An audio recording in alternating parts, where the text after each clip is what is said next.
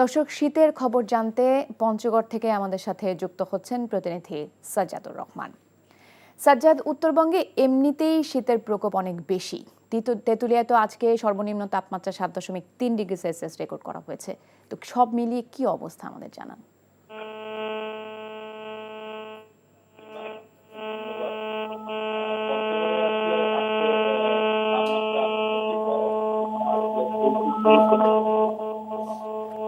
সকাল 6টায় কিন্তু 7.8 degree Celsius তাপমাত্রা রেকর্ড করা হয়েছিল। সকাল 9টায় সেটা কমে গিয়ে 7.3 ডিগ্রি সেলসিয়াস তাপমাত্রা রেকর্ড করা হয়েছে। এটি কিন্তু বাংলাদেশের এবং এই শীত মৌসুমের সর্বনিম্ন তাপমাত্রা, যেটা এর আগে এখানে সর্বনিম্ন তাপমাত্রা ছিল 8.3 ডিগ্রি সেলসিয়াস। আজকে সেটা দাঁড়িয়েছে 7.3 ডিগ্রি সেলসিয়াস।